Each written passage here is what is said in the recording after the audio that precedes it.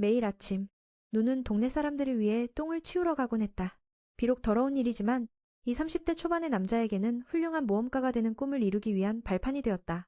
그래서 사람들에게 방해가 되지 않도록 잠들기 전에 신속히 일을 마쳐야 했다. 셀라 아줌마는 아무도 이 더러운 일을 하려 하지 않아서 누를 자주 불렀다. 첫 번째 일을 마친 후 누는 건설 현장으로 가서 도와주었다. 혼자서 모든 것을 짊어질 수 있는 그는 다른 사람들이 하지 못하는 일을 해냈지만 그들은 모험가가 될 수 있었고 민우는 그렇지 못했다. 정말 기가 막히지. 그 덕분에 모든 사람의 일하는 시간이 줄어들었으니까. 누가 다 해버렸으니까. 바로 그때 민우의 귀가 누군가가 지하 감옥에서 구조를 요청하는 소리를 들었다. 많은 고민 없이 누는 그곳으로 달려갔고 모두는 그가 무슨 일인지 이해하지 못했다.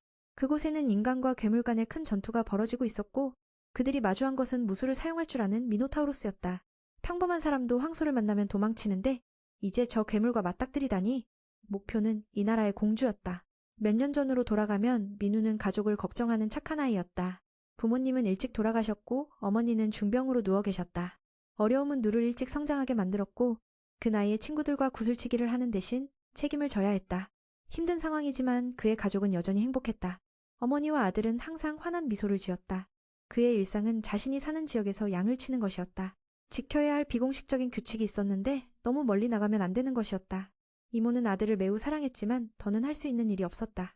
최소한 그녀는 아들이 원하는 삶을 살기를 바랐다. 그날 밤 민우가 어머니를 위해 음식을 다 만들고 나니 그녀는 세상을 떠났다. 그를 슬프게 하지 않기 위해 이모는 조용히 세상을 떠나기로 선택했다. 눈물이 아픔을 덜어주는 것이라면 누의 마음속에는 더 이상 울 눈물이 없었다. 어머니가 마지막으로 만든 옷을 입고 그는 어머니를 아버지의 무덤 옆에 묻었다. 이 생에서 그는 어머니의 말대로 자신의 길을 살겠다고 다짐했다. 어머니의 죽음 이후 1년이 지나 민우는 많이 성장했다. 세상과 단절된 채로 살아가지만 이곳은 여전히 누를 먹여 살릴 수 있었다. 일이 끝나면 그는 혼자서 고독 속에서 자습하며 시간을 보냈다. 오늘 민우는 아버지가 어린 시절 들려준 책을 우연히 발견했다. 그것은 훌륭한 모험가에 대한 이야기였다. 전해지길. 그 사람은 동료와 함께 거대한 드래곤을 처치하고 사람들을 돕기 위해 기적과 같은 일들을 해냈다고 한다. 어떠한 어려움이 닥쳐도 그는 동료와 사랑하는 이들을 위해 검을 휘둘렀다. 이 이야기를 회상하면서 누는 갑자기 새로운 목표가 생겼어. 바로 이야기 속 모험가가 되는 거야. 다음날 아침 민우는 집에서 기르는 동물들에게 잘 지내라고 당부하며 도시에 내려갔어. 출발하기 전에 부모님에게 인사하고 자신의 모험가가 되고 싶은 열망을 이야기했지. 숲의 끝에 가까워지자 민우는 한 바위를 발견했어. 그곳은 어머니가 예전엔 누가 나가면 안 된다고 금지했던 곳인데 이제는 자라서 더 이상 여기서만 살 수는 없으니 자신 있게 그 문을 넘었지. 하루 종일 걸음 끝에 드디어 도시의 풍경을 높은 곳에서 바라보게 되었어. 잠시 후 도시로 안내받고 나서 민우의 시선에 들어온 것은 사람들로 가득 찬 활기찬 모습이었어. 모험가 한 명이 지나가는 걸 보고 민우는 갑자기 더 설레었지. 모험가 길드에 찾아간 민우는 가입하고 싶었지만 그 노인은 그를 어린아이로 취급하며 쫓아내버렸어. 누는 계속해서 가입을 요청했지만 그는 민우의 부모가 걱정할 것이라고 생각했지. 몇 초간 멈칫한 후 민우는 더 이상 가족이 없다고 말했어. 민우가 너무 불쌍해 보였던 그 노인은 이름을 물어보고 모험가가 되기 위한 방법을 알려주기로 했지.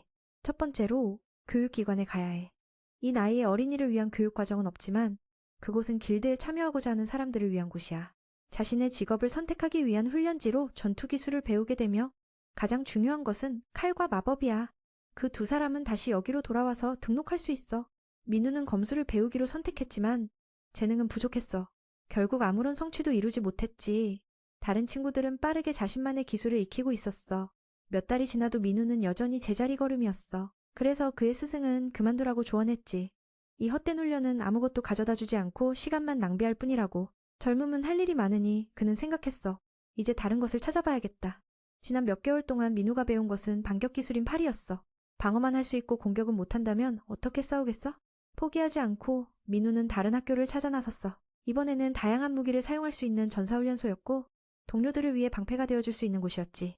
노력했지만 몇 달 후 민우는 단지 신체 능력만 강화하고 더 이상 배울 게 없다는 이유로 퇴학당했어. 수년간 스승을 찾아 떠났지만 그는 인생에서 모든 직업을 시도해봤지만 제대로 해내지 못했지. 각각의 것을 조금씩 배워도 결국 쫓겨났어. 슬픈 마음으로 길드회장을 찾아가도 그 노인은 충격을 받았지. 3개월 동안 여러 단기 훈련을 시도했지만 많은 것을 배우지 못했기 때문이야. 이것은 그가 모험가로서 적합하지 않다는 것을 나타냈지. 민우의 첫 번째 여정은 여기서 끝이 났어. 자신에게 재능이 없다는 것에 실망하며 그는 태어난 곳으로 돌아가 물고기를 기르고 채소를 재배했어. 그가 포기했다고 생각했지만 사실은 아니었지. 재능이 없으면 끝까지 연습하면 된다고 생각했거든. 그가 배운 것을 통해 그는 특정 수준까지 기술을 연마하면 새로운 기술이 나타날 것이라는 것을 알게 되었어. 민우가 가장 잘하는 것은 반격 기술인 팔이었어. 그는 5개의 장작으로 시작해 동시에 세게 치고 싶어 했어. 시간이 흐르고 1년 동안 민우는 10개의 장작을 쳐낼 수 있었지만 아직 기술을 배운 건 없었지. 또 3년이 지나도 그는 한 번에 100개의 검을 쳐낼 수 있었지만 여전히 아무것도 배우지 못했어. 이렇게 계속하면 모험가가 되는 꿈은 영원히 실현되지 않을 거야. 그래서 매일매일 민우는 아침부터 밤까지 혼자서 힘든 훈련을 계속했지. 그리고 10년이 더 지나갔어. 이제 민우의 파리는 동시에 1000개의 검을 쳐낼 수 있거나 더 많은 것도 가능했어. 검은 숲속에 그 기운이 퍼져나갔어. 14년의 훈련의 결과물이 이 정도라니 다른 기술은 하나도 배우지 못했어. 이번에는 다시 등록해보고 싶었어. 부모님께 인사하며 나는 다시 한번 도전할 거야 라고 말했어. 신청서를 작성한 후 접수처의 직원도 놀랐지. 민우는 모든 걸 배웠지만 모든 것이 조금씩만 멈춰버렸으니까 그녀는 도와주려고 했지만 그가 모든 것을 시도해봤다는 사실을 알고는 포기했지. 현재로서는 길드에 들어갈 자격이 부족했어. 그 예전의 노인은 민우가 자신을 인사하는 모습을 보고 깜짝 놀랐지. 잠시 바라보던 그는 민우임을 알아차렸어. 젊었을 때 그에게 너무 많은 인상을 남겼거든. 하지만 아무것도 성공하지 못한 존재로 돌아온 걸 보고 그는 민우에게 깨달음을 주었지. 모험가는 각기 다른 레벨로 나누어진다고. 최하급도 2가지 기술을 가지고 있어야만 활동 허가증을 받을 수 있어. 14년의 노력도 헛된 것은 아니며 그는 민우에게 기회를 주고 싶어 했어. 길드에는 2등급보다도 낮은 F등급이 존재해. 이 등급에 속하는 사람들은 약하지만 무언가를 해보고 싶어하는 이들이야. 그들의 일은 제한적이야. 괴물을 처치하거나 약초를 수집하는 것뿐. 일은 짐꾼이나 쓰레기 치우기 등이야. 그래서 아무도 그런 일을 하고 싶어 하지 않아. 민우는 그래도 참여하기로 결정했어. 나중에 기회가 있을지도 모르니까. 길드 회장이 아무리 말려도 그는 여전히 등록을 원했지. 결국 그는 F등급의 허가증을 발급받았어. 비록 다른 사람들과 같은 카드는 없지만 민우에게는 이것이 꿈이었고 점점 현실이 되고 있었어. 14년간의 끊임없는 훈련 덕분에 그의 체력은 대단했어. 비록 하찮은 일을 하지만 매우 즐거웠지. 각각의 것을 조금씩 아는 것도 그렇게 나쁘지 않았어. 그는 이렇게 수년을 살아왔고 이제 민우는 마주해야 했어. 강력한 모험가들조차 이길 수 없는 괴물과 말이야. 아름다운 공주의 경호원은 그녀를 보호하기 위해 즉시 한 방에 쓰러지고 말았다. 차례로 다른 이들도 그 괴물의 손에 사라져갔다. 결국 움직일 수 없는 작은 공주만이 남아 괴물에 의해 제압당하고 있었다. 누는 이때 마음을 다잡고 강하게 돌을 던졌다. 미노타우로스는 아픔을 느끼고 민을 겨냥했다. 그는 시간을 벌어 그 소녀가 도망치게 하려 했지만 그녀는 도망칠 수 없는 상황이었다. 다행히 그의 반격 기술은 정점에 이르러 저항할 수 있었다. 하지만 그가 사용하는 검은 그렇게 강하지 않았다. 미노타우로스의 한 번의 타격은 톤의 무게를 지니고 있었기에 검은 금방 부서져 버렸다. 누는 그에게 한 번이라도 맞기만 해도 끝장이라는 것을 알았다. 자신은 그저 이렇게 반격할 수밖에 없었다. 그녀를 바라보니 여전히 제자리에 멈춘 채였다. 괴물은 갑자기 미쳐 날뛰며 그녀를 처치하려 달려갔다. 그것은 분명히 누군가에 의해 조종당하고 있었다. 다행히도 민이 순간이동으로 나섰다. 그의 기술들은 다른 이들에게는 별로 효과가 없었지만 14년간의 훈련으로 그는 그들을 매우 뛰어나게 만들었다. 아버지가 전해준 영웅의 이야기를 떠올리며 여기서 죽더라도 한 번은 그런 일을 해보고 싶었다. 비록 검은 부서졌지만 손잡이는 여전히 남아있었다. 그는 그것으로 성공적으로 반격하여 미노타우로스의 무기를 튕겨냈다. 작은 공주가 마침내 움직일 수 있게 되었고 민에게 깊은 감사를 전했다. 누는 자신의 힘이 이 정도라는 것을 전혀 깨닫지 못했다. 그저 자신이 이렇게 약하니 세상을 돌아다니며 선행을 할 수 있을까 고민했다. 이름을 묻자 누는 자신 같은 존재는 기억할 가치가 없다고 생각해 대답하지 않았다. 그는 다른 이들을 구하지도 못했기에 공주린의 놀라운 시선 속에서 떠났다. 군인들이 도착해 공주를 안전하게 성으로 데려갔다. 한편 민은 도시로 돌아오며 평범한 소가 자신을 이렇게 위협할 수 있다는 사실에 충격을 받았다. 자신이 이렇게 무력하다니 더 많은 훈련이 필요하다고 느꼈다. 그날 밤 공주의 정리팀이 미노타우로스에 대한 조사를 위해 현장에 도착했다. 그곳에는 공주를 보호하기 위해 목숨을 바친 군인들의 시신이 가득했다. 그녀는 그들에게 깊은 감사의 마음을 전했다. 그때 그녀의 경호원이 상황을 살피러 왔다. 그녀는 린과 함께 가고 싶었지만 이는 왕위 계승 시험의 의식이라 갈 수 없었다. 그래서 이네스에게 남아달라고 부탁했으니 그녀에게는 아무런 원망도 없었다. 다른 한 장군이 공주에게 그녀의 형이 매우 걱정하고 있으니 성으로 돌아가야 한다고 전했다. 여동생과 대화한 후 그는 이 사건의 이상함을 깨달았다. 이건 단순한 음모가 아니라 치밀하게 계획된 암살 사건이야. 미노타우루스는 아비스, 미궁의 가장 깊은 층에서만 발견되지. 그런데 그것이 첫 번째 층에서 나타났어. 누군가 소환했음을 증명하는 것이지. 원인은 상인의 시체에서 발견된 반지일 거야. 왕국의 마법사가 점검한 결과 이 반지는 고순도의 마석으로 세공되어 있었어. 이건 모든 기준을 초월한 보석으로 시장에선 팔리지 않아. 그 괴물은 A급 위험 마물이지. 일반 부자들은 이런 반지를 소유할 수 없다는 것을 의미해. 게다가 이 반지는 마법의 흔적을 남겼고 그 출처가 델리아 제국에서 온 것임을 알 수 있었어. 랜도이들이 두 나라의 갈등 때문에 저지른 일이라고 추측했지. 그들은 이 사건에서 F에게 여러 번 방해를 주었어. 그들은 소환술과 구속술을 사용해 린을 반드시 죽이려 했어. 그들은 흔적을 남기고 이쪽을 도발하며 전쟁을 유도하려 했지. 제국은 매우 발전해 있어. 만약 진짜 전쟁이 일어난다면 페타는 큰 위험에 처할 거야. 그들이 노리는 것은 그들 미궁에서만 나오는 자원이지. 게다가 렌은 자신의 여동생을 구해준 남자를 찾고 싶어해. 그 남자가 낡은 검으로 미노타우루스를 단번에 쓰러뜨렸다는 이야기를 들었거든. 그들의 군대는 민을 추적했지만 눈앞에서 따돌려졌어. 마치 유령처럼 다음날 눈은 어제의 이별이 없었던 것처럼 모험가 회의에 갔어. 이 모습에 회장도 놀랐지. 어제 사건 이후로 죽었을 줄 알았거든. 괴물이 있는 곳이 그가 일하는 곳이니 젊은이는 어제 일을 전혀 신경 쓰지 않고 아침 일찍부터 시민들을 위해 하수도 청소를 하고 있어. 알고 보니 민은 어젯밤 몇몇 사람에게 따라다녀서 회관에 보고하러 가지 못했어. 알려진 바에 따르면 A급 모험가가 그 괴물에게 죽었대. 눈은 자신이 어제 물리친 미노타우루스에 대해 언급된 것인 줄 몰랐어. 그는 어제 단지 한 마리의 괴물과 싸우고 있었고 괴물이 자신을 괴롭혔던 것만 생각했지. 그는 어떤 젊은이가 그 고급 마물을 한 방에 처치했다는 이야기도 들었어. 정말 웃기게도 민은 세상에 강력한 사람들이 많다고 생각했지. 어제 보상을 받은 후 회장 아저씨는 그가 다른 일을 해볼 생각이 없냐고 물었어. 민은 모험가로서 다른 일을 왜 해야 하냐고 반문했지. 회장 아저씨는 그가 2등급인 걸 알고는 그에게 주어진 일은 그냥 노는 정도라서 많이 벌 수 없다고 한숨을 쉬었어. 바로 그때 림비엑스가 갑자기 나타나서 누를 깜짝 놀라게 했어. 이 아이가 어제 내가 구해준 그 공주가 아닌가? 작은 공주님은 어제 그와 접촉했기에 원거리 추적 마법을 사용했어. 회장도 이 아이가 왕족일 가능성이 있다고 생각했지만 확신하지는 못했어. 그런 사람이 왜 이 회관에 들어오겠어? 누는 그녀의 신분을 모르고 아마 어릴 때부터 산속에서 살았기 때문에 공주가 뭔지 전혀 모르고 있었어. 그들의 대화는 주변 사람들의 관심을 끌었어. 린 BX의 모습으로 보아 그녀가 평범한 사람이 아니라는 건 모두가 알았지. 이 작은 아이는 소란을 일으킬 수 있다는 것을 깨닫고 민을 다른 곳으로 데려가자고 했어. 회장 아저씨는 누를 붙잡고 무슨 큰일을 저질렀냐고 물었어. 민은 아무것도 모른다고 하며 사람의 초대를 받아서 가보자고 했지.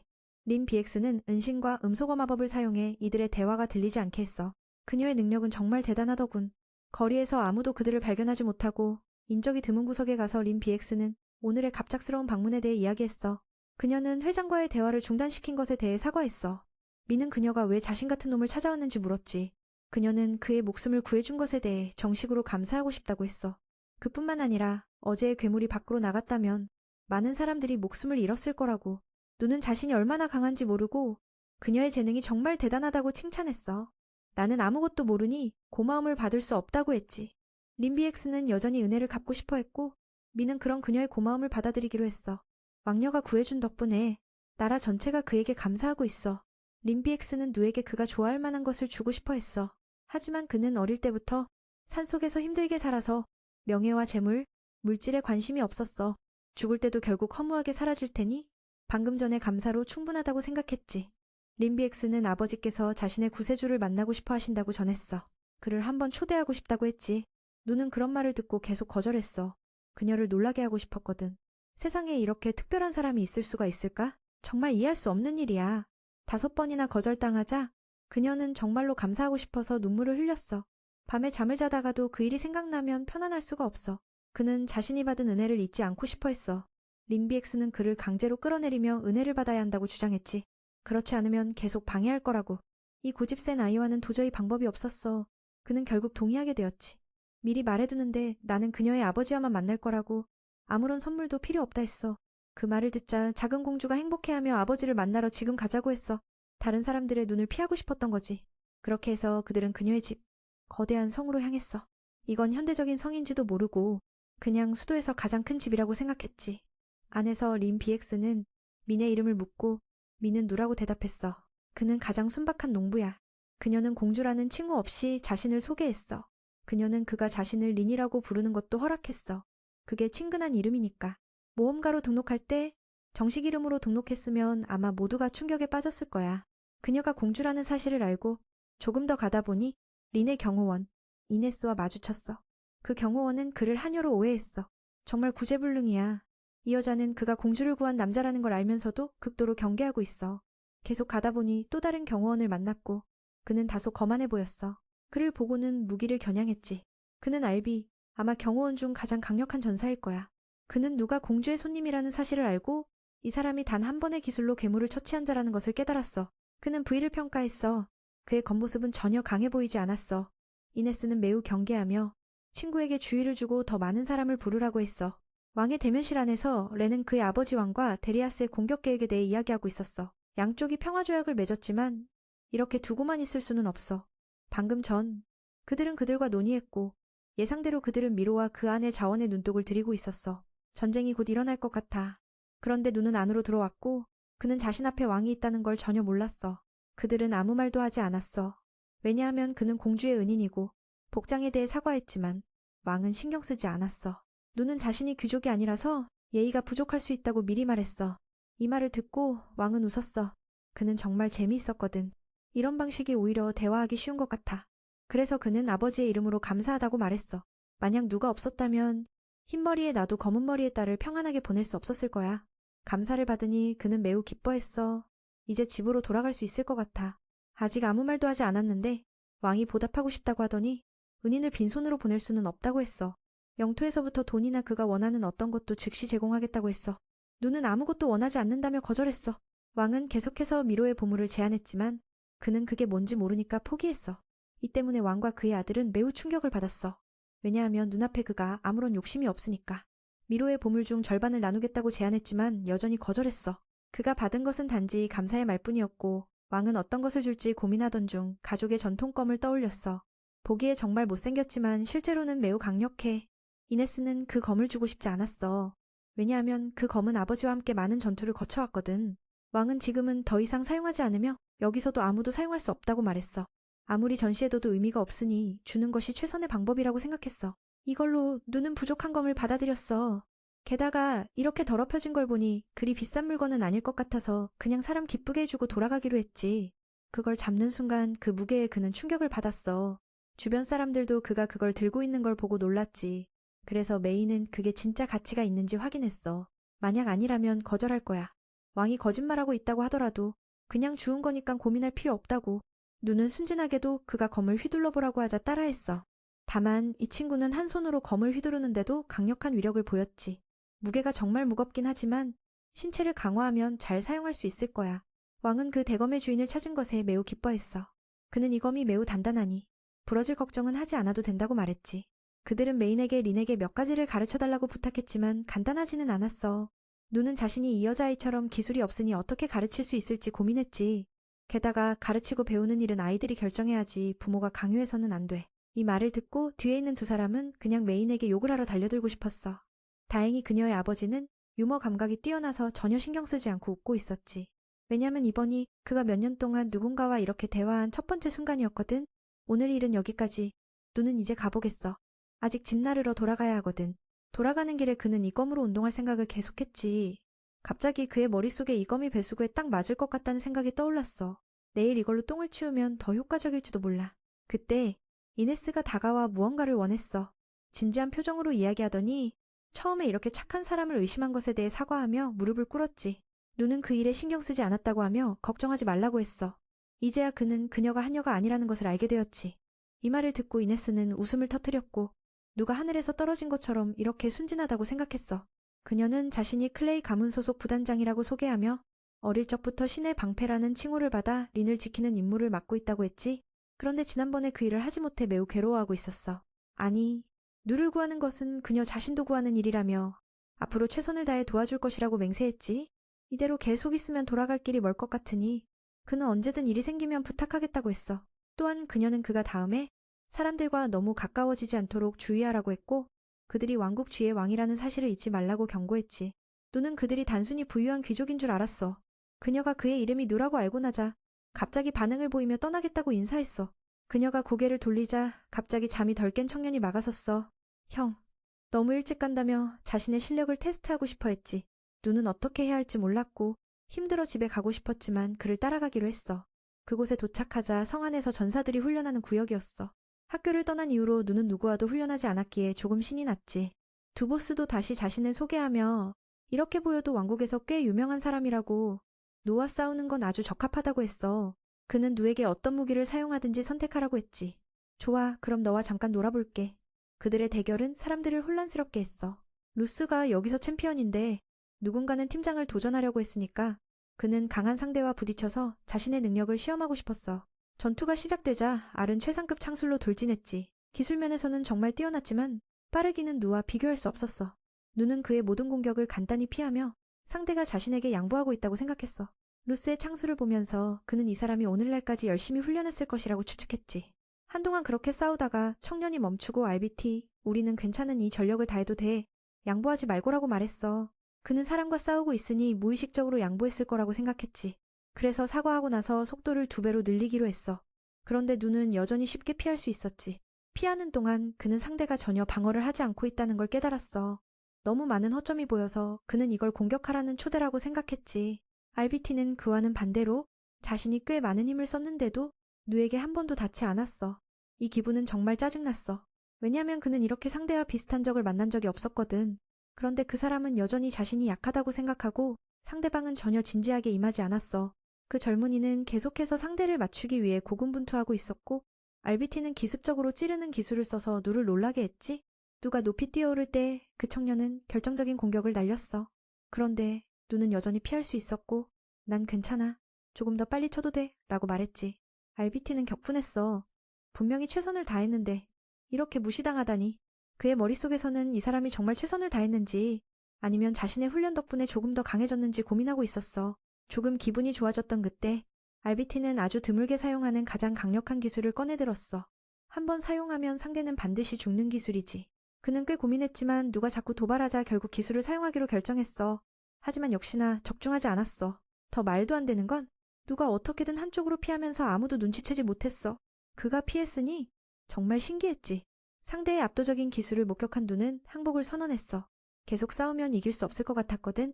그 후 누는 집에 돌아가면서 방금 전 싸움이 얼마나 위험했는지 생각하고 있었어. 안에서 사람들은 방금 일어난 일에 충격을 금치 못했다. 그들은 그가 팀장님의 궁극의 기술을 피할 수 있을 거라고 믿지 않았다. 그저 바람의 압력이 그를 날려갔다고 생각했다. 어떻게 그런 음속의 공격을 피할 수 있겠는가. 알비만이 자신이 누구와 맞섰는지 이해하고 있었다. 그는 항상 드문 천재로 칭송받아왔다. 창을 잡으면 누구든 이길 수 있을 거라 자신만만했다. 그는 재능이 있지만 이 젊은이는 여전히 자신의 전투 기술을 연마하는 데 열심이다. 힘이 날로 강해지지만 그 때문에 불행해졌다. 여기엔 그의 상대가 될 만한 사람이 아무도 없었다. 그가 원하는 것은 어디서든 강자와 맞붙는 것이었다. 그래야만 자신의 잠재력이 발전할 수 있다. 마을 장로는 우리나라와 이웃나라의 관계가 좋지 않다고 전했다. 국가는 최고의 전투 능력을 가진 인재를 모집하여 국경을 지키기 위해 힘을 보태고 있다. 이것은 알비가 합류하면 강자들과 끊임없이 싸울 수 있다는 것을 의미했다. 그의 말을 듣고 그는 이곳에 참여하기로 했다. 현재 그는 여유가 있을 때 괴물을 처치하고 있지만 만족하지 않는다. 강한 누군가가 전대에 합류할 때마다 그는 결투를 제안한다. 하지만 그는 항상 승리한다. 어떤 상대나 괴물도 이 젊은이를 뜨겁게 만들지 못했다. 그는 강자를 찾지 못해 지루해했다. 그는 자신의 스승에게 고민을 털어놓았다. 놀랍게도 그 스승은 그의 전투 기술을 가르쳐준 사람이다. 현재 듀는 고귀한 성창의 칭호를 받았다. 하지만 그는 자랑스러워하지 않았다. 자신과 겨룰 수 있는 상대를 찾고 싶어 했다. 스승은 이네스를 매우 높게 평가했지만 루스는 그녀와 싸우고 싶지 않았다. 그녀의 힘은 다른 종류였다. 만약 연습용으로 싸운다면 그는 우위를 점할 것이다. 하지만 진짜 싸움에서는 알 수 없다. 이 스승도 루스처럼 강한 제자를 가르칠 수 없어 지루해했다. 그러나 집단의 힘은 여전히 매우 중요하다. 언젠가는 모두가 힘을 모아 왕국을 지켜야 할 날이 올 것이다. 그들처럼 몇몇 강자만으로는 부족할 것이다. 그는 언젠가 자신보다 더 강한 사람이 나타날 것이라고 믿고 있다. 루스도 그런 날이 오기를 매우 바라고 있었다. 최근에 그는 절대적인 힘을 목격했었다. 그것은 유에 대한 첫 인상이 좋지 않았다. 오히려 그는 그 형이 꽤 멍청하다고 느꼈다. 아무 것에도 흥미를 보이지 않았다. 왕과의 대화는 친구처럼 했지만 싫어할 정도는 아니었다. 그는 자신의 진짜 능력이 어디까지인지 느끼지 못했다. 이번 전투를 통해서 나는 많은 것을 배웠어. 소리의 속도에 맞춘 공격만으로는 부족해. 누는 소리의 속도를 넘어서서 이동할 수 있고 그걸 목격한 사람들은 모두 얼어붙었지. 이건 루스에게 있어 이런 종류의 전투에서의 첫 번째 패배야. 더군다나 누는 스스로 패배를 인정했어. 마치 자신이 부하들 앞에서 체면을 지키는 듯이. 그건 꽤나 씁쓸한 일이었지. 집에 돌아가는 길에 그는 말했다. 다음에는 다시 만나길 바란다고. 이 말이 그를 진정시켰어. 그가 돌아가려 할 때 경기장을 내려다보니 깜짝 놀랐어. 그곳에는 그 녀석의 발자국이 남아 있었거든. 이건 말도 안 돼. 만약 경기장이 깨지는 소리가 있었다면 그들은 느꼈어야 했지. 아무것도 남지 않았어. 하지만 이 수치스러운 패배 덕분에 듀는 자신을 더 강하게 만들기로 결심했어. 다음에는 반드시 승리할 거야. 누는 현재 거대한 검을 어깨에 걸치고 돌아가는 중이야. 그는 여전히 저 녀석보다 자신이 약하다고 생각했어.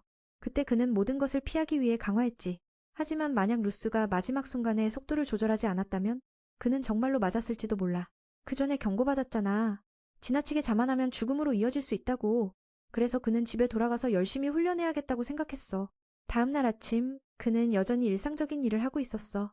오늘은 왕이 하사한 검으로 일을 더 빨리 끝내고 있었지. 정말 대단하더라. 만약 누군가 그걸 발견한다면 그들은 뭐라고 생각할까? 누는 그 검이 완벽하게 맞아떨어지는 걸 즐거워했어. 한 번의 검으로도 말끔히 치워졌고 검인의 구성은 정말 대단해. 그건 그녀의 아버지가 보장해준 거야. 이 검은 날이 없어서 깨질 걱정이 없지. 작업을 마친 후 그는 숲속에 앉아 다음에 무엇을 할지 고민했어. 이제 이 검으로 배수 작업은 할 수 있지만 짐을 나르는 일은 지난 사건으로 인해 연기되고 있었어. 하급자는 마음대로 일을 맡을 수 없고 회장에게 맡겨야만 일이 생기는 상황이야. 그는 누군가를 도와주고 싶었지만 생각한 끝에 이 검을 사용해 배를 타러 가기로 했어. 왕은 그 장면을 보고 충격에 빠질지도 몰라. 국보를 가지고 이렇게 바보 같은 일을 하는 사람이 어딨겠어. 그렇게 그는 검을 가지고 할 수 있는 여러 가지 일을 생각해냈어. 그걸 가지고 음식을 구워도 맛있을 거야. 놀라운 일이었지. 그때 린이 그를 찾아왔어. 이네스의 조언을 기억하며 그들과 너무 친해지지 않으려 했지. 그녀는 그가 무언가 영향을 받았다는 걸 알아채고 그냥 평소처럼 대화하라고 했어. 그녀가 왜 그런지 물어보자 그녀는 그를 보좌하고 싶다고 했어. 지난번에 제자가 되고 싶다고 했지만 거절당했으니 오늘은 전투를 배우기 위해 보좌를 하고 싶다고. 린은 과도한 행동은 하지 않겠다고 약속했지만 누는 이 제안을 거절했어. 그녀는 자신이 그의 발목을 잡는 것이라고 생각했거나 누가 귀찮아할까 두려웠던 거지. 그래서 그녀는 6가지 마법 속성을 사용할 수 있다는 성과를 자랑했어. 누는 그건 아니라고 했어. 처음부터 그녀에게 가르쳐줄 게 없다고. 그는 보수를 필요로 하지도 않고 그녀의 도움이 필요하지 않았어. 자신에게는 누구나 할 수 있는 몇 가지 기본 기술밖에 없으니 어떻게 가르칠 수 있겠어. 린은 매우 슬펐어. 자신이 그에게 방해가 될까봐 반드시 유용함을 증명하겠다고 결심했지. 그녀는 마법을 사용해 자기를 공격했어. 그 다음 불의 마법으로 그 얼음을 녹이며 환상적인 장면을 만들어냈지. 안타깝게도 누는 이를 더욱 거부할 수밖에 없었어. 상대방이 너무 잘해서 오히려 그녀에게 배우고 싶어질 것 같았거든. 농담이야. 그녀는 마법뿐만 아니라 근접 전투 기술도 뛰어난걸. 누가 배울 수 없는 많은 새로운 기술을 그녀가 선보였어. 결국 린은 여전히 거절당했어. 그녀는 자신이 실력 있는 사람인 줄 오해하고 있지만 사실 나는 기본적인 기술밖에 몰라. 그녀를 보며 점점 비참해졌어. 나이가 많아졌지만 18세도 안 된 그녀보다 못하니 린은 여전히 따라가고 싶다고 애원했어. 그녀는 언젠가 그에게 유용할 것이라고 생각했지만 그녀가 어떻게 전달해야 할지 모르겠어.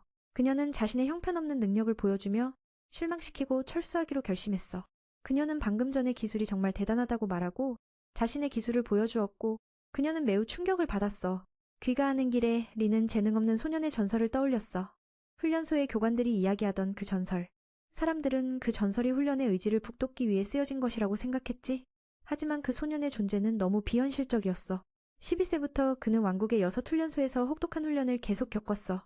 그 소년은 바로 누야. 평범하지만 매우 비범한 존재. 그녀도 한때 세상에 누가 그처럼 될 수 있을까 생각했지만 그의 능력과 기술을 보고 그녀는 그 소년이 실제로 존재한다는 것을 알게 되었어. 그녀는 왕국에서 가장 강력한 마법사에게 기본 기술인 패티를 보여주었어. 누구나 할 수 있어. 하지만 충분히 훈련하면 조금 더 커지고 매우 아름답게 보이지. 그렇게 하려면 200년 이상 걸릴 거야. 그 정도 크기로. 그녀에게는 그저 작은 점일 뿐이야.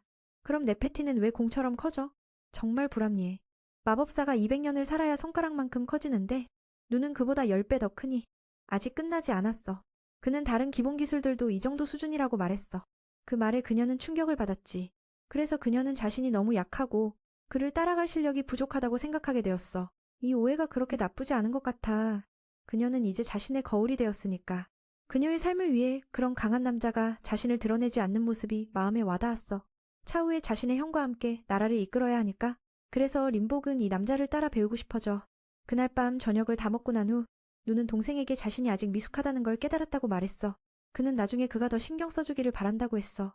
제자가 되는 건 아직 필요 없다고. 그는 이 아가씨가 너무 고집스럽다고 생각했지만 어쩔 수 없었어. 그는 림복의 형이 왜 아버지가 왕국에서 가장 귀중한 검을 그녀에게 주었는지 궁금해하고 있었어. 그 검의 유래는 왕이 모험가로서 던전을 탐험하던 시절로 거슬러 올라가. 그 해 그는 가장 강한 이들과 함께 깊은 층으로 가서 돌아오는 길이 없었어. 수년간 위험을 무릅쓰고 탐험한 끝에 그들은 던전에서 가장 강력한 유물을 찾아냈어. 그 검은 지금까지 알려지지 않은 재료로 만들어졌어. 그것은 세상의 어떤 것보다도 단단해. 아무리 부수려 해도 스크래치를 남기지 못했어. 그래서 이 검은 불사의 검이라고도 불려. 그 가치는 단순히 한 자존심 있는 검이 아니라 나라를 지키는 물건이야. 그런데 아버지가 누에게 그걸 줬다는 건 그가 다가오는 위험을 느꼈다는 뜻이야. 그 자신은 늙었고 젊을 때처럼 검을 휘두를 수 없으니까. 누의 출현은 아마도 한국가의 운명을 쥐고 있는 사람일 거야. 현재로서는 그는 다가오는 사건의 카드가 될 것이야. 한편 누아린복은 산책하며 식사를 하고 있었고 그는 아직 그녀의 스승이라고 인정할 용기가 없었어. 공주가 이렇게 다니는 게 괜찮냐고 물어보자. 그는 걱정 말라고 했어. 우리는 모험가의 신분이니까 아무도 알아보지 못할 거야. 식사를 마친 후 그는 회관에 가서 뭔가를 하고 싶어 했지만 그녀도 따라가고 싶다고 했어. 그는 거절할 수 없음을 깨닫고 그녀가 금방 지치겠지 생각했어. 회관에 도착하자 림복의 신분을 아는 아저씨가 그에게 왜 그녀와 함께 있냐고 물어보았어. 누는 그 문제에 대해 설명하기가 어렵다고 말했지. 여기서는 사람들의 개인적인 일에 대해 궁금해하지 말라는 법이 있으니 일단 그걸로 멈추기로 했어. 그는 아저씨에게 둘이 함께 할 수 있는 적당한 임무를 요청했어. 림복은 비급 모험가야. 그가 그녀와 함께하면 괴물을 처치하는 의뢰를 받을 수 있어. 그 아저씨는 먼저 왕국 주변의 고블린을 처치하자고 제안했어. 그 말을 듣고 누는 충격을 받았어. 그녀는 자신이 괴물을 처치하는 걸 경험할 줄은 몰랐거든. 고블린에 대해 말하자면 그들은 교활하지만 꽤 약한 생물들로 보통 신입 모험가들의 실력을 시험하기 위해 사용된다. 이건 그녀의 특별한 권한 덕분이기도 하다. 혼자서 응급 퀘스트를 받을 수 있지만 다른 중량을 짊어지는 게 더 합리적인 이 고블린을 사냥하는 것에 적합하다. 이 사건이 괜찮은 것 같았지만 누는 남을 이용해 높은 등급의 퀘스트를 하려는 것 같아 불편함을 느꼈다. 하지만 림복은 이에 대해 신경 쓰지 않고 그냥 함께 가서 전투 기술을 배우고 싶어 했다. 그가 자신을 바라보는 모습을 보며 그는 그녀의 의도를 간파한 것 같았다. 그래서 그는 그녀에게 시시한 퀘스트를 맡는 것이 걱정되냐고 물었고 그녀는 걱정하지 말라고 했다. 그 말을 듣고 그는 안심하고 자신 있게 검을 들고 나갔다. 몇 초 후 그는 다시 불려왔다. 역시 신입답게 정보도 듣기 전에 떠나버렸다. 항상처럼 회장님은 그의 안전을 위해 여러 번 주의를 줬다. 만약 싸울 수 없다고 느낀다면 그냥 도망가라고 했다. 지정된 장소는 야수의 수반에 있었다. 증거로는 귀를 잘라서 가져와야 하며 그렇지 않으면 보상을 받을 수 없다. 그는 숫자가 적을 것이라고 생각했으니 만약 찾지 못하면 약초라도 주워 오라고 했다. 둘은 이후 야수의 숲으로 향하는 문으로 갔다. 고블린을 추적하는 여정을 시작했다. 처음 발을 내디딘 곳은 나무가 더 밀집해 있었다. 그가 사는 곳의 나무들은 크기가 다르기에 고블린이 어떤 마물인지 물어보자 림복이 설명해 주었다. 그들은 보통 열매나 작은 동물, 예를 들어 토끼를 먹지만 가끔 인간도 목표로 삼는다. 이들의 번식 속도는 매우 빠르므로 이상적인 조건에서는 한 무리가 상당히 크다. 모험가들은 정기적으로 사냥을 나가 그들의 수를 줄인다. 여기에는 많은 희귀 약초가 자생하고 있어 신입 모험가들이 훈련과 실습 장소로 자주 이용한다. 누는 그녀가 능숙할 뿐만 아니라 많은 지식을 가지고 있다는 것을 깨달았다. 왜 자신을 따라오는지 이해가 가지 않았다. 그들은 그 후 안개가 짙게 깔린 곳으로 계속 나아갔고 뭔가 이상한 기분을 느꼈다. 림복이 확인해 보았지만 근처에 고블린은 없었다. 보통이라면 몇 마리를 만날 수 있어야 했지만 오늘은 전혀 없었다. 대신 다른 마물의 반응이 느껴졌다. 한가하니 두 사람은 그쪽으로 가서 확인해 보기로 했다. 더 깊이 들어갈수록 점점 더 어두워졌다. 나무들이 지나치게 자라 햇빛을 가려서 기온이 약간 차가워졌다. 고블린은 이런 곳을 좋아한다.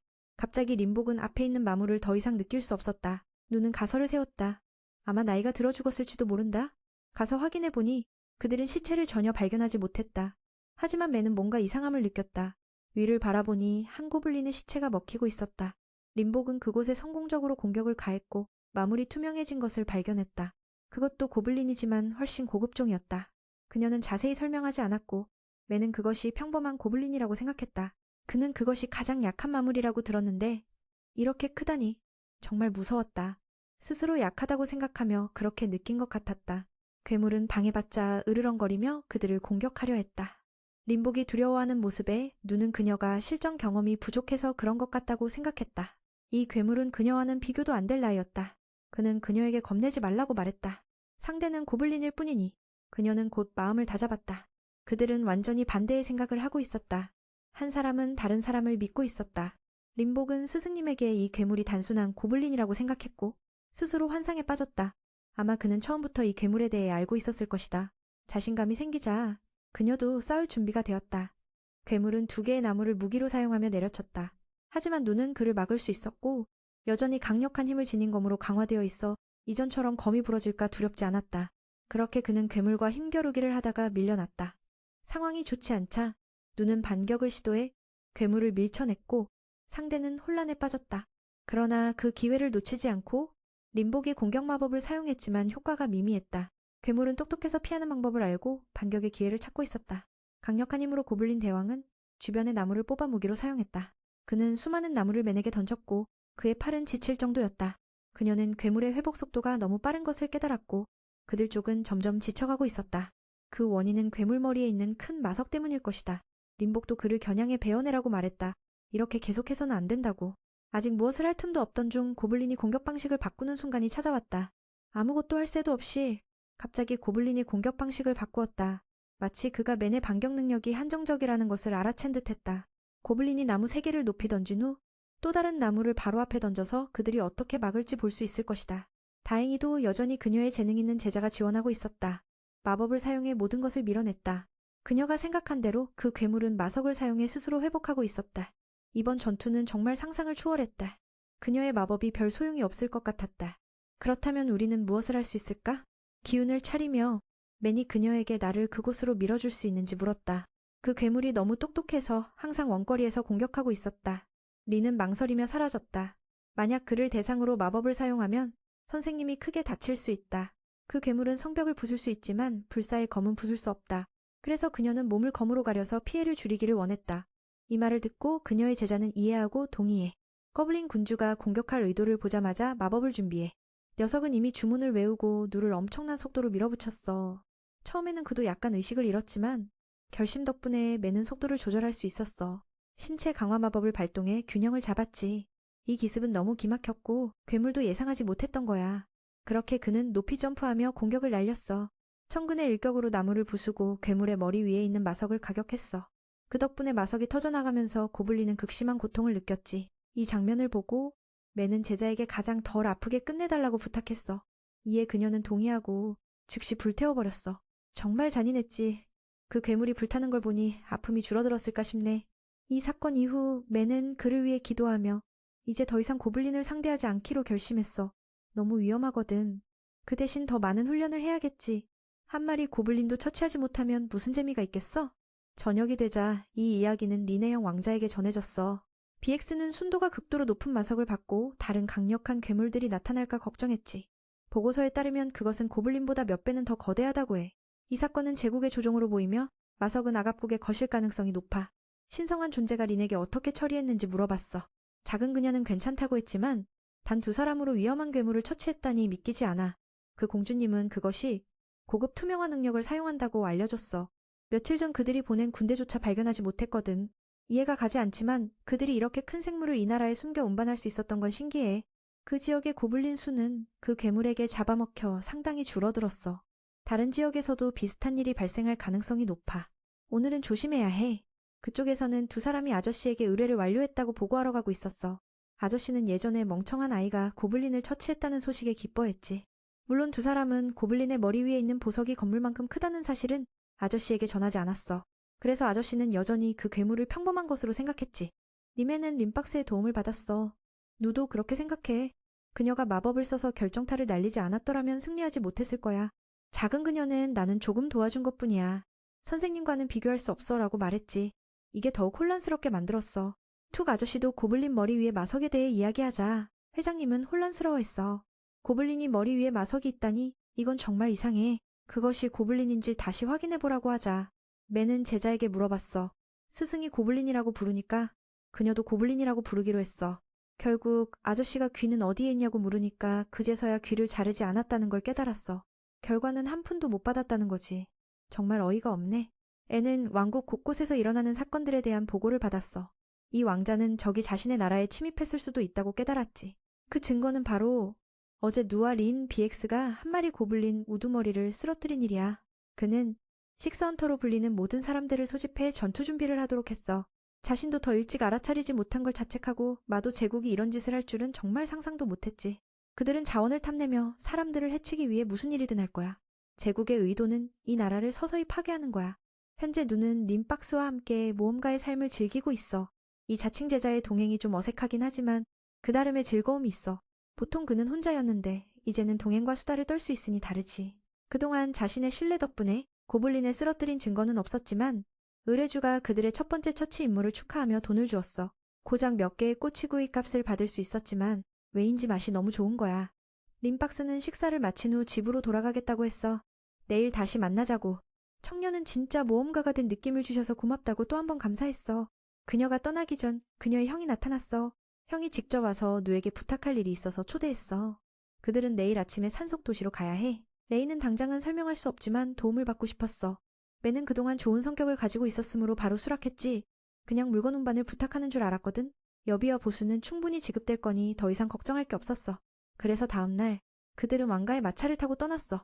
의뢰도 협회에 전달되어 모험가를 위한 임무가 된 거지. 모험가인 눈은 멀리 놀러간 적이 없으니 이 기회에 눈을 넓히고 아름다운 자연경관을 보게 될 거야. 그는 정말 신이 나서 이렇게 놀러가는 것도 보수를 받지 않아도 좋다고 생각했지. 이건 마치 보상과도 같아. 아마 다른 나라를 지나가게 될지도 몰라. 림박스는 걱정스러운 표정을 지으며 형이 스승을 억지로 데려가는 게 그를 불편하게 만들까 걱정했어. 이건 그녀가 너무 걱정하는 것뿐이야. 어쨌든 눈은 충분히 보수를 받을 거라고 했으니까. 게다가 이번 일은 전에 고블린을 처치한 보답으로 받은 임무니까 그녀 덕분이야. 그들은 어제 오후의 이야기를 기억하며 레인이 오늘 여행에 대해 설명했어. 목적지는 산 위의 토로스 도시이고 그곳에서 일정 기간 머물러야 해. 그는 곧 전쟁이 일어날 것이라는 것을 알고 여동생을 다른 곳으로 보낼 계획이야. 토로스에 도착한 후 그들은 이웃나라인 신성국 미라로 계속 가게 될 거야. 이 때문에 림박스는 형이 매우 이상하게 행동하는 것 같아 걱정했어. 그녀는 길을 가는 중에 나쁜 일이 생기지 않기를 바랐어. 공주를 지키기 위해 따라가는 사람은 이네스야. 그녀는 직접 왕자에게서 명령을 받았어. 레이는 곧 일어날 일들이 전혀 없었던 일들이 될 거라고 예측했어. 만약 그녀가 왕도가 파괴되었다는 소식을 들으면 누와 림박스와 함께 외국에 남아있기를 바랐어. 그렇게 하면 더 안전할 테니까. 떠나고 싶지 않지만 공주를 지키기 위해 이네스는 동의했어. 그들은 이후 도중에 쉬기 위해 멈췄어. 그녀는 누를 엮게 해드려서 미안하다고 사과했지. 그는 그녀의 말의 의미를 이해하지 못했어. 그녀의 얼굴이 안 좋다는 걸 보고 물어보니 다른 생각을 하고 있었던 거야. 그녀는 방패 역할을 하고 있으니 공주뿐 아니라 이 청년도 보호할 책임이 있다는 거야. 청년은 그녀가 무기나 장비를 아무것도 가지고 있지 않다는 게 좀 이상하다고 느꼈어. 그녀는 자신의 경우에는 아무것도 가져가지 않는 게 더 낫다고 설명했어. 이네스는 자신이 가진 기술로 만든 방패를 활성화했어. 누가 감탄했지. 이것은 거의 모든 것을 막을 수 있을 정도로 유용해. 그래서 그녀가 아무것도 안 가지고 있는 건 이해가 가네. 그는 만약 위험한 상황이 생기면 그녀에게 의지하겠다고 말했어. 그녀의 얼굴을 바라보며 그는 전에 자신과 싸웠던 젊은이를 떠올렸지. 그 젊은이는 드래곤을 쓰러뜨릴 수 있다고 들었고 이네스는 그와 맞먹는 힘을 가지고 있어. 그는 자신이 고블린만 처치할 수 있는 사람이라는 것을 생각하며 실력이 다르다는 걸 깨달았어. 그는 그 젊은이를 칭찬하며 재능이 대단하다고 말했어. 이 말에 그녀는 학창시절을 떠올렸지.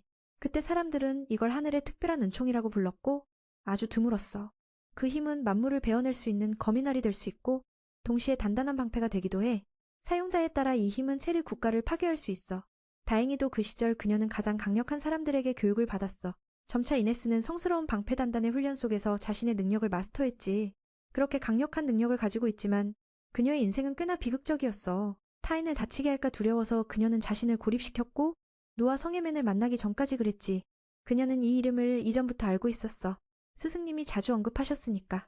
그는 그녀에게 아버지와 같은 존재였고 이네스에게 큰 은혜를 베풀었어. 누는 수련할 때 식스헌터의 고된 훈련을 모두 겪었음을 알지? 단단도 그들 중 한 명이었어. 그때 상황이 혼란스러웠던지라 무의식 중에 그는 맨이 여기 있었으면 좋겠다고 자주 말했어. 그 이름은 바로 그가 인정한 이름이다. 이네스는 그 남자와 비교할 수 없다는 것을 알기에 그 이름을 항상 기억해왔다. 이렇게 강력한 그녀인데 아버지가 다른 사람을 인정하다니 그녀는 정말 질투를 느꼈다. 하지만 맨을 만나고 조금씩 그에 대해 알게 되면서 감정이 더욱 복잡해졌다. 두 사람은 길을 계속 가다가 우연히 황금논밭에서 무언가가 움직이는 것을 발견했다. 림복은 이 상황이 정말 무섭다고 느꼈다. 그곳으로 가는 길마다 벼가 시꺼멓게 변해갔다. 그때 그녀는 공격 기술을 사용해 움직이는 것을 정통으로 가격했고 왕국에서 은신막을 파괴하는 데 성공했다. 이제 전쟁이 시작되는 것 같았다. 보고된 정보에 따르면 많은 악마들이 출현하고 있었다. 강력한 존재가 왕국 곳곳에 나타나고 있었다. 여왕은 추가로 많은 정예군대를 소집하여 전투에 대비하도록 했다. 목표는 절대로 시민들이 피해를 입지 않도록 하는 것이었다. 왕은 델리아스가 농담이 아니었음을 깨닫고 정말로 그들이 공격해왔음을 분노했다. 아마도 이것은 향후 사건들의 서막일 뿐이다. 록성스러운 전사들이 파견되었지만 너무 많은 강력한 괴물들 때문에 그들은 스스로 문제를 해결해야 했다. 한편 그는 과거 이네스가 맞붙었던 강력한 고블린 대왕과 맞서고 있었다. 이 전투는 극히 어려워서 그들은 그곳에서 방어해야 했다. 왕국에서는 맨에게 검술을 가르쳤던 스승이 있었다. 다른 지역들도 비슷한 문제를 겪고 있었다. 이제 두 아버지는 이네스가 안전하게 도시까지 도착할 수 있을지 걱정하고 있었다. 은근히 작은 결계를 파괴한 후 흑사룡이 한 소년 악마에 의해 제어되고 있는 것을 발견하게 된다. 그 괴물에게 거의 죽을 뻔한 상황에서 맨은 그를 발견했다. 아무 생각 없이 위험에 처한 사람을 보자마자 맨은 즉시 순간이동으로 구하러 갔다. 이 장면은 그 소년을 깜짝 놀라게 했다. 강자들 간의 전투가 괴물의 스타일로 시작되었다. 각 타격은 무게감이 가득했지만 그의 파리지는 쉽게 막아낼 수 있었다. 계속해서 서로 교환하며 팽팽한 승부가 이어졌다. 림복은 도와주고 싶었지만 경호원에게 저지당했다. 이네스는 그 생물의 위험이 신체적 힘에서 비롯되지 않음을 알고 있었다. 게다가 그 소년을 보호할 필요는 없었다. 그는 악마 종족이었다. 이전 그녀는 오빠에게 악마 종족이 영혼의 존재를 조종할 수 있다는 이야기를 들었다. 솔직히 말하자면 그들은 저 밖의 괴물들과 다를 바가 없다. 200년 전 그들이 영혼의 존재를 조종하여 신성한 나라 에메레이가 멸망할 뻔한 기록이 있다. 그로 인해 악마 종족은 인류에게 추적당하게 되었다. 그들은 재앙을 가져올 것이라는 두려움 때문이다. 그 후손들은 여전히 존재하고 있다. 그들의 종족이 멸망했을 때 남은 자들은 당연히 인류에 대한 복수를 다짐할 것이다. 원래 검은 용은 늪에서 살고 있었지만 그 소년이 여기로 가져와 그들의 땅을 공격하게 만들었어. 그런데 그 아버지는 적을 도와주다니. 정말 말도 안 돼. 이 일로 이네스는 속이 불편해. 매니 하고 있는 일에 끼어들고 싶지 않아. 그 남자가 지금 무슨 일이 벌어지고 있는지 이해하고 있는지 궁금해. 그녀는 공주에게 그 청년이 이미 구원받을 수 없는 상태라고 알려주었어. 그 애는 독을 뱉을 뿐만 아니라 몸에서 나오는 독도 치명적이야. 아직 독에 중독되지 않았으니 스스로 할 수 있을 거라고 생각했겠지. 동룡이 입으로 공격해왔을 때 뒤에 있는 소년에게 영향을 주게 되어 그는 피할 수 없었고 그 공격을 되받아쳤어. 하지만 그 직후 흡입한 독이 그의 몸을 검은 피로 물들였어. 그게 바로 동룡의 가장 무서운 점이야. 그의 몸은 자율성을 잃기 시작했어. 아, 그래서 이네스가 나를 막으려 했던 거구나. 독이 있는 종류니까. 그냥 사람을 구하기 위해 너무 서두른 탓에 잘 듣지 못했던 거야. 그녀의 의무는 림복을 안전하게 지키는 것이니 맨의 생사는 상관없었어. 공주가 가까이 오지 못하게 막아야 해. 그 괴물의 기운은 너무 강해. 점점 그들 쪽으로 퍼지고 있어. 지금 비는 방패로 막아야 하고 림복에게 도망치라고 외쳐야 해. 그녀는 왕국의 마지막 희망이야. 여기서 죽는다면 모든 게 무너질 거야. 그녀는 그 기운을 없애고 싶지만 마법이 너무 약해. 이네스는 그 친구에게 미안하다고 속으로 사죄했어. 이 길을 선택했으니. 그를 보호하고 싶지만 공주의 생명이 그보다 훨씬 더 중요해. 그가 독에 의해 죽었다고 생각했지만 사실은 아니었어. 독이 심장에 스며들었지만 그는 여전히 버티고 있었어. 검은 용의 모든 발톱을 부러뜨렸어. 이건 정말 믿을 수 없는 일이야. 그 상태에서 그는 여전히 검을 휘두를 수 있었어. 이네스는 왜 양부가 항상 그와 함께하고 싶어 했는지 깨닫기 시작했어. 그건 그의 비상식적인 끈기 때문이야. 맨의 초기 행동은 어리석은 게 아니라 누군가의 그림자였어. 자신의 생명을 희생하더라도 다른 사람을 지켜야 해. 그들이 누구든지 상관없이. 그건 이네스가 추구하는 이상적인 모습이지만 자신은 아직 그 경지에 도달하지 못했어. 결국 그는 한계에 다다라 쓰러졌어. 그 소년이 구해준 과거는 정말 슬펐어. 언제부터인가 그 아이는 고아로서 의지할 곳 없이 인간에게 붙잡혀 걔보다 못한 삶을 살아왔어. 여기에도 비슷한 처지의 아이들이 몇 명 있어. 그들은 저주받은 아이들이라 불려.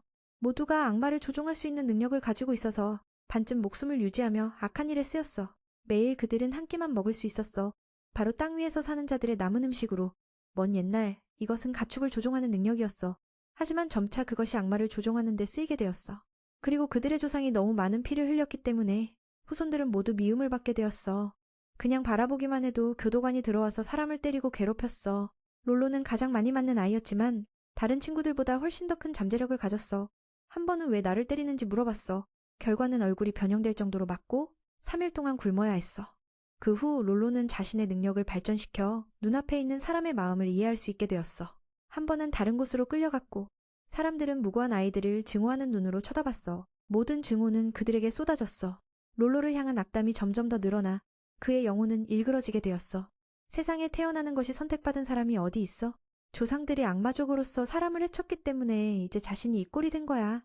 그럼에도 불구하고 그는 한 번도 반항할 용기가 없었고 멸시당하는 것을 받아들이며 결코 다른 사람을 고통스럽게 만들겠다고 생각하지 않았어. 그러던 어느 날 롤로는 검은 용을 조종하라는 호출을 받았어. 교도관은 그 괴물을 데려가면 어떤 나라에 도움이 될 것이라고 거짓말했어. 그는 처음으로 악마족이 유용해질 수 있다는 말을 들었어. 거기에 교도관의 달콤한 말이 더해져 이 청년은 믿기 시작했어. 그는 그 아이가 말을 잘 들으면 다시는 무작정 맞지 않게 해주겠다고 약속했어. 심지어 다른 사람들처럼 맛있게 먹고 멋지게 입을 수 있게 해줄 거라고. 그는 이곳의 모든 아이들이 따뜻하게 지낼 수 있도록 해주겠다고 약속했어. 그가 임무를 완수한 후 천성이 착한 롤로는 동의하게 되었어. 그렇지 않으면 여기 있는 모든 사람들이 처벌받을 테니까. 교도관은 롤로가 마음을 읽을 수 있다는 걸 알고 마법의 반지를 준비해 나쁜 생각이 드러나지 않게 했어. 그게 바로 롤로가 맨에 왕국을 향해 있는 들판에 있는 이유야. 그 순간 이 청년은 린에게서 갑작스러운 공격을 받았어. 아버지가 동룡의 통제를 잃게 만들었고 더 이상 명령을 따르지 않고 공격해왔어. 보통 사람이라면 롤로는 이미 죽었을 거야. 하지만 마족의 능력으로 그는 첫 공격을 견뎌낼 수 있었어. 자신이 실패했음을 걱정하며 그는 어떻게 해야 할지 몰랐어. 다른 사람들이 이후에 자신 때문에 고통받을 것이라고 생각했지. 지금의 유일한 소득은 고통에서 벗어나는 것이었어. 누구에게도 도움을 줄 수 없다는 것이 슬프지만 누군가를 해친 적도 없었어. 이렇게 죽는 것이 오히려 운이 좋은 것 같아. 그리고 운명에 수긍하자 갑자기 누가 나타나서 그를 보호했어. 이건 롤로가 누군가에게 첫 번째로 자신을 지켜준 순간이야. 그는 평범한 삶을 살고 싶고 맛있는 음식을 먹고 멋진 옷을 입기를 바랐어. 따뜻한 느낌이 들지만 지금처럼 나를 경시하지 않고 지켜주는 누군가가 있다는 것은 더 특별한 일이야. 이런저런 말을 해본 적이 없어서 롤로는 오빠에게 독을 경고할 수가 없었어. 그렇게 눈은 검은 독의 기운에 감염되었고 그의 몸에서 검은 피가 흐르기 시작할 때까지도 그 사실을 깨닫지 못했어. 하지만 동생이 위험한 기운에 휘말리자 맨은 자신의 능력을 사용해 정화해 주었고 덕분에 롤로는 검은 동룡과의 전투에서 살아남을 수 있었어. 그 순간 그의 눈 속에서 눈은 마치 약자를 지키는 영웅처럼 보였어. 몸이 인식을 잃어가고 있음에도 불구하고 맨은 포기하지 않고 끝까지 싸웠어. 그리고 어느 순간 그의 몸은 한계에 다다랐어. 보통이라면 독에 맞고는 첫 순간에 이미 죽어버렸겠지. 다행히도 그의 몸에는 높은 독 저항력이 있어서 독이 중화되고 있었어. 몸이 치명적인 독에 맞서 항체를 만들어내면서 출혈이 멈췄어. 그는 이 정도는 아무것도 아니야 라는 말을 남겼어. 이런 이유를 이해하려면 누의 어린 시절로 돌아가야 해. 그때 그는 훈련소에서 돌아온 후 혼자서 산에서 자립하며 살았지. 아무도 그에게 가르쳐주지 않아서 때때로 매는 실수로 독이 있는 채소를 먹곤 했어. 가장 극단적인 상황은 오늘 누가 우연히 독사와 같은 독을 가진 식물을 먹어버린 날이었어. 몇 분 만에 독이 그의 온몸으로 퍼지면서 매는 즉시 움직일 수 없게 되었지. 의식이 흐려지기 전에 그는 계속해서 저급회복을 시도했어. 아마 신이 그를 버리지 않아서 계속 살 수 있었던 거야. 또한 누가 항상 열심히 훈련해온 덕분에 기본적인 회복이지만 큰 효과를 발휘했어. 하루가 지난 후에도 독의 여파는 여전히 남아있었어. 젊은이는 많은 물을 마시며 장을 깨끗이 하려 했지만 별로 나아지진 않았어. 집안에서 자신이 먹었던 식물의 이름을 찾았고 그것은 용멸이라는 식물이었어. 어머니가 이 식물에 대해 경고한 적이 있었지만 매는 그 모양을 기억하지 못해서 어젯밤에 실수로 먹은 거야. 몸이 아직 회복되지 않았지만 눈은 여전히 평소처럼 훈련하러 나갔어. 정말 대단해. 아마 그래서 그 다음 날에는 배가 아프지 않고 배고픔으로 바뀌었을 거야. 그래서 그는 다시 음식을 찾으러 나갔지만 이번에는 더 똑똑하게 용멸이를 피했어. 그런데 불행히도 독사에게 엉덩이를 물리고 말았고 결과적으로 그 자리에서 기절해버렸어. 몇 시간 후 그의 몸은 회복되고 매는 뱀고기를 맛있게 먹을 수 있었어. 이것은 그 식물의 독이뱀보다 몇 배 더 강했기 때문에 누가 살아남을 수 있었던 거야. 자신이 독의 면역이 된 걸 깨달은 젊은이는 매일 독사에게 물리기를 자신감 있게 해냈어. 이렇게 여러 번의 훈련을 통해 그는 독에 맞았을 때 더 이상 혼수 상태에 빠지지 않게 되었어. 즉시 주입된 독사의 독은 그의 몸속에서 항체에 의해 배출되었다. 갑자기 그의 머릿속에 이런 생각이 떠올랐다. 이게 새로운 기술을 배울 수 있는 방법이 아닐까? 결과적으로 그 해 동안 민우는 매일 독이 가득한 생물을 잡아먹었다. 한 번은 큰 실수를 저질러 롱디엘이라는 독을 먹었지만 결과적으로 그는 살아남았고 잠시 기절했을 뿐이었다. 그 이후로 그는 온갖 강력한 독소를 몸에 받아들이려고 노력했지만 아무런 기술도 배우지 못했다. 세상에 이렇게 하면서 기술을 배울 수 있는 사람은 없지. 있다면 아마도 영혼이 육체에서 떠나 새로운 삶으로 태어나는 것뿐이겠지. 현재로 돌아와서 그의 몸이 흑사룡의 독에 익숙해졌을 때 그는 다시 생각에 잠겼다. 혹시 이 개구리를 잡아와서 전골을 끓이는 것도 좋을까? 바로 다음 두 번째 전투가 시작되었다. 민우는 거대한 개구리를 먹게 될 것이라는 자신감으로 가득 차 있었다. 정말 기분이 좋았다. 그 소녀는 방금 회복 덕분에 괜찮았다. 그렇게 그는 동룡에게 아무런 방해 없이 공격을 했다. 롤로는 이 광경에 깊은 감명을 받았다. 사람들의 눈에는 그 괴물이 얼마나 무서운 존재로 보였을까. 하지만 민우의 눈에는 그것이 평범한 개구리였다. 몇 번의 기본 공격 후 흑사룡은 민우에게 손톱을 잘리게 되었다. 그 후에는 치아와 턱을 수정하여 고통스러워했다. 흑사룡은 완벽한 필살기를 날리기로 결심했다. 입을 벌리고 볼을 부풀리며 민우는 이것이 목숨을 건 공격임을 깨달았다. 그렇다면 나는 이 개구리의 노력을 보답해줘야겠다. 흑사룡이 침을 뱉으려 할 때 민우는 그의 입에 칼을 넣어 무분별하게 뱉지 못하게 했다. 결과적으로 압력이 개구리의 머리를 폭발시켰고 세 사람은 황당해했다. 이네스는 지금 무슨 일이 일어나고 있는지 궁금해했다. 아까부터 죽은 줄 알았는데 왜 이렇게 활발하게 싸우고 있는 거지? 민우는 개구리를 처치한 후 남은 고기를 보며 약간 실망했다. 처음에는 반쪽을 가지고 가서 길에서 먹으려 했지만 이렇게 되면 그건 불가능했다. 그는 소년에게 괜찮은지 물어보았다. 그는 괜찮다고 대답했다. 너무 충격적이어서 이렇게 훌륭한 싸움을 본 적이 없다고 했다. 민우는 그가 혼자 여기 왔는지 물었다. 그러자 욜로는 주저하며 자신의 개구리를 가져온 사실을 말할까 두려워했다. 그가 개구리를 도시로 가져와야 한다고 말하고 나서 민우는 그게 주민들의 음식이라는 걸 깨달았다. 그가 뭘 생각하고 있는지 이해했다. 그게 그냥 평범한 개구리가 아니었다. 하지만 민우는 그 소년이 개구리를 키우고 도시로 가져가서 고기를 팔려는 것이라고 생각했다. 그의 머릿속에는 여러 가지 생각들이 떠올랐다. 아까의 독은 일반적인 독으로 처리할 수 있는 것이었다. 민우는 그 아이의 애완동물을 죽인 것에 죄책감을 느꼈다.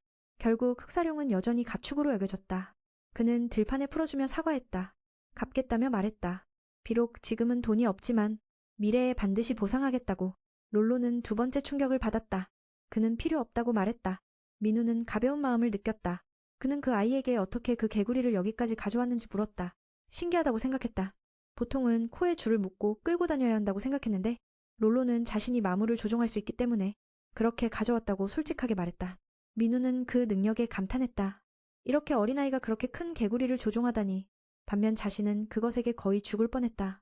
이번에는 다시 연습해야 할 것 같다. 형제는 그렇게 이야기를 나누었다. 비록 서로를 잘 이해하지 못하지만 민우는 그 소년이 천재라고 칭찬했다. 태어날 때부터 마물을 조종하는 기술이 있었으니까. 자신은 산에서 살아서 마족이 무엇인지 전혀 몰랐다. 먹을 수 있는지 모르겠다. 그래서 롤로가 마족이라고 하자 민우는 머리를 극적이며 말했다. 나도 마족이었다면 그 아이처럼 조종할 수 있을 텐데 그 능력을 가졌다면 많은 위대한 아이디어가 떠올랐다. 예를 들어 동물들을 농사에 사용한다거나 집도 지켜주게 하고. 롤로는 왜 자신을 싫어하지 않냐고 물었다. 무시하지도 않으니 말이다. 민우의 마음을 읽었지만 그 안은 콩과 돌덩이로 가득 차 있었기에 그가 무엇을 생각하는지 알 수 없었다. 민우는 그 소년의 기술과 인격이 정말 훌륭하다고 인정했다. 그로 인해 그는 행복해졌다. 아, 행복하다. 그 마음은 간단한 말로 따뜻하게 감싸주었다. 하지만 그 속에는 너무 많은 사랑이 담겨 있었다. 서로의 상황을 모르기 때문에 민우는 그를 격려하기 위해 다가갔다. 그 두 아이는 민우가 괜찮은지 보러 달려갔다. 그러나 그는 아무런 이상이 없었다. 정말 마법 같은 일이었다. 그들은 동룡의 위험을 알고 있었다. 그런데 직접 독을 맞은 민우가 그렇게 무사하다는 것이 안타까웠다. 리는 그동안 울고 있었다. 죽을 줄 알았으니까. 그녀는 독과 악취를 막을 수 있는 것이 바로 성스러운 기운이라는 것을 알고 있었다. 물론 예전에 민우는 스승에게 배운 적이 있었다. 하지만 그저 기본적인 기술만 익혔을 뿐이었다. 여기서 중요한 것은 그 스승이 그 경지에 도달하는 데 40년이나 걸렸다는 점이다. 그런데 민우는 그 사람보다 더 뛰어난 것이다. 롤로에 대한 이야기를 나누자 두 소녀는 물론 알고 있었다. 그건 다른 나라의 마족이었다. 이 소녀는 다름 아닌 태호에게 벌을 받은 존재였다. 괴물과도 같았다. 그러나 민우의 눈에는 그것은 평범한 사람으로 보였다. 함께 가고 싶었다. 이네스를 놀라게 했다. 그는 자신이 개구리 운반을 망쳤다고 정직하게 말했다. 그래서 보상해야 한다고 말했다. 두려운 눈빛을 바라보며 이네스는 그가 노예라는 것을 깨달았다. 롤로가 말한 대로 그녀는 아무것도 몰라. 오직 누군가의 말만 따라할 뿐이야. 좋아, 그럼 들판에 도착하기 전에 알아보자. 그는 눈을 가린 채 어디서 왔는지도 모르고 있었어. 리는 아직 받아들이기 힘들어 보였지만 맨의 태도를 보았어. 그녀는 조금씩 각성하게 되고 자신을 다잡기 시작했어. 그녀는 이제 이 소년이 연약한 아이라는 걸 알게 되었어. 그는 의지할 곳이 없어. 그래서 그녀는 동행할 수 있게 해달라고 부탁했지. 하지만 이네스는 허락하지 않았어. 왜냐하면 교국은 마족 출입 금지 구역이니까. 사실 로로가 등장하기만 하면 그들은 위험에 처해. 그때 갑자기 새로운 적이 나타났어. 그는 맨이 어떻게 살아있을 수 있는지 이해할 수 없다고 말하며 혀를 내밀었어. 눈은 그가 자신이 처치한 두꺼비에 대해 알고 있다는 걸 보았어. 그래서 그에게 로로를 운반한 사람이냐고 물어봤지. 뿐만 아니라 그 물건을 망친 것에 대해 사과하기도 했어. 그가 말했어. 나는 운송에 관심이 없다. 그냥 그 아이를 데려오기 위해 고용된 사람일 뿐이야. 눈은 그가 좋은 사람이라고 생각했어. 그가 초고속으로 공격하기 전까지는. 맨은 재빠르게 반응했어. 그래서 막을 수 있었지. 그로 인해 상대는 강한 적을 만난 것에 분노했어. 그는 자신이 방해받는 것 같아. 누에게 로로를 넘기라고 요구했어. 왜냐면 그것이 그에게 돈을 벌어줄 것이니까. 고용주는 그가 살든 죽든 상관하지 않아. 그냥 시체만 가져오면 보상을 받을 거야. 누가 왜 그런지 물었지만 상대는 대답하지 않고 계속 공격했어. 정말 빠르고 강력했어. 하지만 맨에게는 파리스가 있었지. 그래서 모든 공격을 막을 수 있었어. 리는 한쪽에서 그 광경을 볼 수 없었어. 그들의 연합 공격을 보고 이네스는 그 암살자의 위험성을 알게 되었어. 그래서 공주를 자신의 뒤에 숨게 하여 보호하라고 했어. 가면을 쓴 자는 반격을 당해 검이 부러졌고 즉시 2개의 칼로 바꿔서 불사의 검을 연속으로 쳤어. 방금 전은 단지 몸을 풀기 위한 것이었어. 다음 공격에서 눈은 그의 엄청난 속도에 놀라게 되었어. 그 공격을 막을 수 있었지만 그 힘은 정말 컸어. 두 형제를 뒤로 밀어냈지. 그는 그 젊은이가 단검 하나로 이렇게 많은 힘을 내는 게 믿기지 않았어. 아마도 이전에 던전에서 싸운 소보다 더 무거운 것 같아. 하지만 그 이후로 상대의 무기도 산산조각 났어. 그는 이상한 느낌을 받아서 계속 공격하기로 했어. 너무 빠른 공격 속도 때문에 눈은 직감으로 방어해야 했어. 그리고 뒤에는 로로가 있었어. 이렇게 계속 가면 분명히 그는 지칠 거야. 적은 계속 왜 죽지 않냐고 물었어. 그는 이미 많은 암살 기술을 사용했으니까 리는 그 공격들이 이렇게 큰 충격파를 발생시킬 수 있다는 것을 믿지 못했어. 어떻게든 가까이 가는 것도 쉽지 않아. 이네스는 공주를 잘 이해하고 있어서 확실하게 결계를 세웠어. 다행히 그녀는 누가 위험에 처한 걸 보고 뛰어들면 위험하다는 걸 알았어. 이 녀석은 지식이 풍부해. 저 사람은 바로 자인가두. 전직 S급 모험가로 정말 강하고 위험해. 회의에서 그녀는 그와 관련된 사건을 언급했어. 여기 있는 사람들은 자이두에 대해 잘 알고 있었지. 그는 처벌해야 할 대상이라고. 6명의 가장 강한 이들은 제자가 이와 엮이지 말라고 조언했어. 그들은 그의 추적을 포기했어. 더 이상의 피해가 생길까 두려워서. 어릴 적부터 이 녀석은 천재였지. 13세의 드래곤 슬레이어라는 칭호를 얻었어. 그래서 그의 이름은 다른 나라까지 알려졌지. 안타깝게도 그는 자신의 재능과 힘을 올바른 일에 사용하지 않았어. 그가 저지른 가장 악랄한 사건은 32명의 무고한 사람들을 학살한 일이야. 협회가 모든 방법을 동원했지만 그 인간 괴물을 제압할 수는 없었어. 자이두에게 가장 중요한 것은 돈이야. 그래서 돈만 있으면 누구든 그를 고용할 수 있어. 그가 도망친 후 저지른 가장 끔찍한 일은 체라의 나라를 파괴하는 거였어. 하지만 지금 누가 그 악당과 맞서고 있다니 그는 S급 모험가만큼 강한가 봐. 그를 잡으려 했던 사람들은 거의 다 그에게서 당했어. 그래서 자이두의 머리 가격이 아무리 높아도 이제는 누구도 그와 싸우려 하지 않아. 협회는 그를 처벌했다고 거짓말을 해서 사람들을 잊게 만들었어. 한참 싸우다가 자부의 무기가 모두 망가졌어. 그래서 그에게 미안하다고 했지만 자신을 쳐내기만 하니까 보상할 수 없다고 했어. 이 자식은 누를 보며 정말 재미있어하고 그의 최상급 무기가 모두 그에게 부서졌다는 사실에 놀랐어. 이상한 녀석이 이상한 검을 사용하니 그를 궁지에 몰아넣게 되었어. 암살자의 기술로 자부는 망가진 무기에서 수백 개의 검을 만들어냈어. 이 기술로 그는 동시에 수백 명을 처치할 수 있어. 그래서 그가 한 나라를 파괴할 수 있었던 이유를 설명할 수 있어. 많은 무기가 망가져서 그는 더 많은 걸 만들어서 과연 그가 얼마나 막을 수 있을지 시험해보려 했어. 예상대로 누는 그 어린 녀석을 보호해야 하기에 모든 것을 막을 수는 없었고 대신 린과 이네스를 보호하기 위해 몸을 던졌어. 이 장면은 정말 안타까워. 그가 그렇게 하면 죽을 수도 있으니까. 그녀는 지원하고 싶었지만 공주를 지키는 책임이 너무 무거웠어. 이로 인해 그녀는 발이 묶였고 그렇게 방패를 지켜주기 위해 누의 노력을 회상하며 공주에게 혼자서 싸우겠다고 요청했어. 물론 린과 이네스는 동의했지. 그래서 두 사람이 위기에 처했을 때 그녀는 결계를 만들어 방어하며 자부를 반격했어. 이네스가 만든 결계는 암살자의 공격을 완전히 막아냈어. 그것은 또한 공격의 역할을 했지만 그의 속도가 너무 빨랐어. 너무 빨라. 이렇게 계속하면 상황은 변하지 않을 거야. 누와 이네스는 이를 잘 이해하고 있었기에 그녀는 그에게 뭔가 하라고 요청하며 자신의 방어에 집중했어. 그는 맨 앞에서 저 녀석의 검보다 빠른 속도로 날아다니는 새들을 쫓아가며 방법을 생각해냈어. 그는 아까의 개구리 발톱을 보며 친구가 결계를 해제할 때 신호를 주어서 새들을 잡으려 했어. 잡아먹기 위해 그는 돌을 던져서 놈들을 죽였어. 물리력을 강화해 팔을 사용했거든. 눈은 모든 힘을 다해 던졌고 날아오는 검들을 정통으로 조준하여 많은 걸 파괴했어. 이런 방식으로는 탄약 걱정이 없으니 주변에 있는 파편으로 다 처리할 수 있어. 이렇게 몇 번 던지면서 거미수가 눈에 띄게 줄어들었어. 그걸 본 자부는 본능적으로 이네스에게 다가가서 찔렀지만 미는 여전히 반응할 수 있었어. 그는 정말 놀랐어. 그러나 그건 그가 말해야 할 내용이지. 자부는 그가 그 공격을 막았다는 사실에 충격을 받았어. 그것뿐만 아니라 그의 공격으로 인해 세계에서 가장 단단한 물질도 망가뜨렸으니 그에게 보상받을 것도 없었어. 그저 많은 무기를 잃어서 자신이 가진 젊은이를 잡아서 돈을 벌어야 했어. 그에게 기습 공격하지 말라고 할 수 없을까? 자부는 그가 어떻게 내 검의 경로를 볼 수 있었는지 물어봤어. 누는 그걸 느낄 수 있었다고 대답했어. 그래서 자부는 더 많은 손실이 생길까 두려워서 공격을 중단했어. 오늘은 여기까지 하기로 하자. 그래서 누는 다음에 또 올 건지 물어봤어. 그는 왕국에서 즐거운 일이 있어서 가려고 했다고 했어. 하지만 이렇게 무기가 다 망가졌으니 놀 수는 없겠지. 이네스는 그게 무슨 뜻인지 물어봤어. 그러자 그는 현재 그곳에서 엄청난 전투가 벌어지고 있다고 했어. 돌아가려 하니 누는 다시 만날 것을 약속했어. 자부는 그를 괴짜라고 불렀어. 그는 지금까지 많은 사람들을 만났지만 그처럼 특별한 사람은 없었다고. 또한 로로가 목숨을 지킨 것에 대해 축하해줬어. 왜냐하면 그가 잡히면 분명히 죽었을 테니까. 자신은 많은 돈을 벌 수 있을 거라고. 자부는 또 한 번 더 공격해보려고 했지만 누가 여전히 반격했지. 그래서 그는 자신의 기술로 검은 연기와 함께 사라졌어. 이번 사건은 여기서 마무리되었어. 하지만 더 중요한 문제는 자부가 그들의 왕국에서 일이 생겼다고 말했다는 거야. 위험한 자의 말에 믿을 수는 없지만 리는 매우 걱정스러웠어. 현재 그들은 멀리 가지 않았기에 민이 돌아가자고 제안했어. 로로는 모두가 왕도에서 왔다는 사실을 알고 갑작스럽게 두려움을 느꼈다. 그는 모두가 그곳으로 돌아가지 말라고 권했다. 예전에 자신을 개구리 잡아오라고 강요한 자들이 말하길 그보다 훨씬 더 크고 무서운 존재가 있다고 들었다. 그것은 그 도시의 종말을 의미하는 것이기에 로로는 두려움을 느꼈다. 리는 상황을 이해하고 너무 늦기 전에 도시로 돌아가자고 제안했다. 이네스는 현재 전쟁이 벌어지고 있다는 사실을 알고 모두를 막았다. 이것은 왕자의 명령이었다.